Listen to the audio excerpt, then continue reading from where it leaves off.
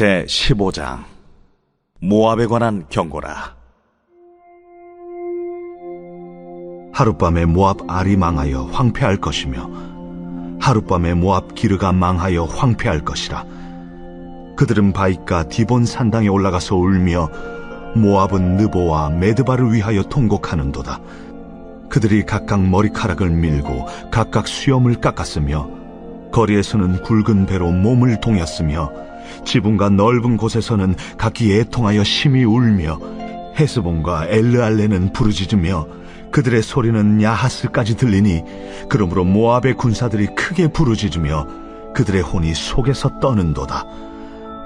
내 마음이 모압을 위하여 부르짖는도다. 그 피난민들은 소알과 에글랏 슬리시아까지 이르고 울며 루힛 비탈길로 올라가며 호로나임 길에서 패망을 울부짖으니 니므린 물이 마르고 풀이 시들었으며 연한 풀이 말라 청청한 것이 없음이로다. 그러므로 그들이 얻은 재물과 쌓았던 것을 가지고 버드나무 시내를 건너리니 이는 곡성이 모압 사방에 둘렀고 슬피 부르짖음이 에글라임에 이르며 부르짖음이 브에렐림에 미치며 디몬 물에는 피가 가득함이로다. 그럴지라도 내가 디몬의 재앙을 더 내리되 모압의 도피한 자와 그 땅에 남은 자에게 사자를 보내리라. 할렐루야. 오늘의 말씀입니다. 모압에 관한 경고라. 하룻밤에 모압 알이 망하여 황폐할 것이며 하룻밤에 모압 기르가 망하여 황폐할 것이라. 이사야 15장 1절의 말씀. 아멘. 모압이라고 하는 족속은 성경에서 많이 나오는 족속입니다. 하나님은 모압이라는 나라를 멸망시킬 것을 말씀하고 있습니다. 모압이 무슨 잘못을 저질렀기에 철저하게 멸망받고 오늘날에는 역사 속에서 사라지는 민족이 되었을까요? 오늘은 모압이라는 나라에 대해서 알아보도록 하겠습니다. 모압은 아브라함의 조카 롯으로부터 시작합니다. 소돔 멸망 후 맏딸이 아버지와 근친 상간하여 낳은 아들이 모압의 조상이 되었습니다. 역사가 중요한 것은 역사의 한계를 벗어나기 힘들기 때문입니다. 바다를 중심으로 사는 사람들은 바다와 역사를 같이 합니다. 당연히 항해술이 발달하고 선박 제조 기술이 발달할 수밖에 없습니다. 이것을 잘 이어가면 조선 강국이 될 수 있지만 인간은 잘못된 방향으로 발달을 하게 됩니다. 그래서 그들은 바이킹이 되거나 해적이 되기도 합니다. 산속에서 살던 사람들은 뛰어난 체력과 탁월한 생존 능력으로 강인한 군인이 될 수 있지만 대부분 산적이 되거나 남의 물건을 약탈하기도 합니다. 이와 같이 모압의 역사는 출발선부터 잘못되었습니다. 그러하기에 역사는 잘못된 방향으로 이어나가게 되는 것입니다. 먼저 롯의 딸들은 왜 이해할 수 없는 행동을 벌였을까요? 먼저 배경은 소돔과 고모라입니다. 그곳에서 딸들은 무엇을 보았을까요? 그들이 본 것은 성적 음란과 동성애였습니다. 그래서 그들은 그 땅의 멸망으로 하나님의 위대하심을 보았을까요? 말씀에 대한 경외심과 믿음을 회복하였을까요? 아닙니다. 불과 며칠 전에 일어난 일임에도 불구하고 그들은 생각해서는 안 되는 일을 벌이고 말았습니다. 이것이 인간의 전적인 타락의 증거입니다. 오직 앞날에 대한 걱정만 하고 있었기 때문에 가능한 생각입니다. 당시에는 여자 혼자서 할 수 있는 일은 아무것도 없었습니다. 그래서 아들은 그녀들의 생명이고 존재 이유가 되었습니다. 그런데 약혼자도 죽고 소돔과 고모라가 멸망함으로 모든 남자들이 다 죽었다고 생각했습니다. 그래서 그들에게 밀려온 것은 절망과 두려움입니다. 두려움은 사람을 본능적으로 만들어버립니다. 그래서 그들은 당장 눈앞에 있는 남자만 보았던 것입니다. 그 사람이 아버지든 가족이든 상관이 없습니다. 물에 빠진 사람이 당장 눈앞에 무엇인가 보인다면 그것이 어떤 물건인지 어떤 존재인지 보이겠습니까? 일단은 잡고 보는 것이 본능입니다. 그래서 본능적으로 아들을 갖기 위해 유일한 남자인 아버지와 동침했던 것입니다. 하지만 그것은 분명히 잘못된 판단이었고 죄악된 본능이었습니다. 얼마 지나지 않아 그들은 자신의 행동을 후회했을 것이고 그 후에는 평생 무거운 짐이 되었을 것입니다. 자녀가 태어났을 때 과연 축복받는 탄생이었을까요? 일단 아버지는 자신의 딸들이 어떻게 임신을 하고 출산하게 되었는지 의심했을 것입니다. 아직 결혼도 하지 않은 딸들이 그것도 둘이나 임신을 하고 비슷한 날에 출산을 한다면 누구나 의심하지 않을 수 없었을 것입니다. 또한 딸들도 출산의 고통이 더하면 더할수록 후회가 밀려왔을 것입니다. 막대한 재산을 다 잃어버리고 홀로 살아남은 롯과 딸들은 살아남은 안도감보다는 이제부터 살아가야 할 척박한 삶이 더 두려웠을 것입니다. 거기에다 홀로 낳은 자녀들을 키워야 한다는 부담감은 몇 배나 더 클 수밖에 없습니다.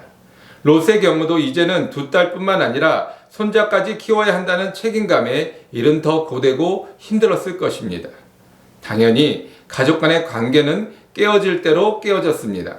손자를 볼 때마다 기쁨보다는 슬픔이, 소망보다는 절망이 더 커질 수밖에 없었습니다. 딸들도 어린 자녀를 볼 때마다 안도감보다는 불안감이 더 커질 수밖에 없었습니다. 그렇게 시작된 것이 모압의 시조입니다. 불안한 가족 관계는 부모의 자녀에 대한 학대로 이어질 것이고 그것은 대를 이어가면서 더 심하게 증폭될 수밖에 없습니다. 그래서 다른 이방 신에서도 보기 힘든 자녀 인신 제사가 가능했던 것은 이러한 역사 때문입니다. 자녀 학대의 사건은 조부모의 학대로부터 시작되는 것임을 알아야 합니다. 아무리 크리스천이라 해도 있을 수 있는 일이고 그 고리를 끊어버리지 않는다면 얼마든지 반복해서 일어날 수 있는 일입니다. 또한 모압은 음행과 타락의 역사를 가지고 있습니다. 출애굽 당시에 이스라엘 백성들은 모압 족속의 계략으로 모압 여자들과 음행에 빠지기도 했습니다. 한 번도 남자를 알지 못하던 처녀가 단순히 왕의 명령이거나 족속을 위한 일이라고 해서 한 명도 아니고 여러 명의 여자들이 이스라엘 남자들과 음행을 한다는 것은 상식적으로 있을 수 없는 일입니다. 결론은 모압 여자들은 이미 음행에 빠진 사람들이었다는 것입니다. 이러한 배경도 소돔과 고모라의 음행에서 기인한 것입니다. 악행은 절대로 그 사람이 죽는다고 해서 끝나는 것이 아닙니다. 동성애가 무서운 것은 동성애가 한 세대로 끝나지 않는다는 것입니다. 만약 동성애 부부가 자녀를 입양해서 키운다고 생각해 보십시오. 그러면 그 자녀를 이성애자로 키우겠습니까? 동성애자로 키우겠습니까? 당연히 동성애자로 키우려 하지 않겠습니까? 그러면 그 자녀는 또 다른 자녀를 입양해서 키우면서 당연히 동성애자로 키우게 되어 있습니다. 그러면 세대를 거치면서 이 세상은 동성애가 더 넘쳐나는 세상이 될 것입니다. 그래서 모압 족속은 타락을 더하면서 자신들이 만든 신상 앞에서 자녀를 바치는 인신 제사까지 지내게 되어 음행과 복능만 가득한 족속이 되어버린 것입니다. 그래서 데살로니가 전서 5장 22절에는 악은 어떤 모양이라도 별이라고 말씀하고 있습니다. 우리는 어떻습니까? 두려움에 빠져 있지 않습니까? 때로는 잘못된 판단으로 고통을 받고 있지 않습니까? 사람은 연약합니다. 두려움에 빠질 수도 있고 잘못된 판단을 할 수도 있습니다. 제자들은 두려워서 도망을 갔습니다. 베드로는 죽을까 하는 생각에 예수님을 3번이나 모른다고 부인하고 저주까지 했습니다. 하지만 그 다음에는 회개하고 돌이켰습니다. 다윗도 밧세바를 범한 후에 책망하는 나단 선지자 앞에서 눈물로써 회개하고 돌이켰습니다. 우리도 잘못을 깨달았을 때 회개해야 합니다. 은근슬쩍 넘어가면 아무도 모르는 것 같고 마음으로 회개하면 다 되는 것으로 생각해서는 안 됩니다. 죄는 절대로 넘어가지 않습니다. 콩을 심으면 아무것도 하지 않아도 싹이 나고 자라나서 콩을 맺게 됩니다. 죄를 심으면 아무것도 하지 않아도 죄가 나타나게 됩니다. 콩을 한 알만 심으면 콩이 한 개만 납니까? 몇 배의 콩이 열리지 않습니까? 마찬가지로 악은 절대로 똑같이 나타나지 않습니다. 반드시 몇 배의 악으로 나타나게 되어 있습니다. 롯과 딸들이 잘못된 선택을 하고 나서 자녀가 태어났을 때 그들은 그 자녀들이 음행과 자녀를 제물로 드릴 것이라고 상상조차 못했을 것입니다. 하지만 돌이키지 않았던 그들은 몇 세대가 지나고 돌이킬 수 없는 민족의 멸망을 보게 된 것입니다. 자신의 자손들이 하나님으로부터 멸망을 받는 족속이 된다면 그것보다 더 비참하고 참담한 일은 없을 것입니다. 오늘날 우리도 마찬가지입니다. 코로나로 인하여 경제적 어려움으로 인하여 어떤 이유와 어떤 상황 때문에 올바르지 않는 판단과 행동을 하고 있다면 빨리 회개하고 돌이켜야 합니다. 아직 회개의 기회가 있고 하나님이 시간을 주실 때 회복해야 합니다. 예수님도 누가복음 18장 8절 말씀에 그러나 인자가 올 때에 세상에서 믿음을 보겠느냐 하시니라 고 말씀하신 것은 마지막 때가 되면 두려움과 절망으로 올바른 판단을 하지 못할 것이라고 말씀하신 것입니다. 지금 준비하지 않으면 그날에 그때가 되면 우리는 아무것도 생각하지 못하고 본능에 따라 판단하게 될 것입니다. 본능은 인간에게 있어서 가장 기본적인 욕구입니다. 그래서 사탄은 이 욕구에 충실하라고 유혹합니다. 하지만 본능으로 살다 보면 결국은 사망으로 끝이 날 수밖에 없습니다. 본능을 이기는 믿음은 절대로 저절로 생기지 않습니다. 예수님도 끊임없이 기도하셨고 제자들도 성령을 받은 이후에도 끊임없이 기도하면서 본능을 이기려고 노력했습니다. 지금 죽음 앞에서 당당하게 믿음으로 이기실 수 있으십니까? 만약 없다면 기도해야 할 것입니다. 기도하겠습니다. 하나님 아버지, 모압의 시조를 통해서 아버지와 주님 악이 어떻게 점점 더 강하여지고 증폭되어지고 얼마나 더 비참한 결말로 맺게 되는지를 보았습니다. 오늘날 우리들의 잘못된 생각이나 판단을 주님 앞에 회개하기 원합니다.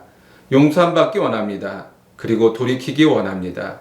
그리하여 어떤 모양의 악이라도 끊어버리고 이제는 하나님의 말씀과 뜻에 따라 순종하기 원합니다. 도와주시옵소서. 우리의 연약함을 불쌍히 여겨주시고 은혜와 긍휼로 우리를 지키시고 돌보아 주시옵소서. 아버지, 제자들도 주님 앞에 기도하길 힘썼던 것처럼 우리도 이제부터라도 기도하기 힘써서 올 한 해가 본능대로 사는 삶, 욕심대로 사는 삶이 아닌 오직 말씀대로 사는 삶, 믿음대로 사는 삶을 살게 하여 주시옵소서. 예수님의 이름으로 기도드렸사옵나이다. 아멘.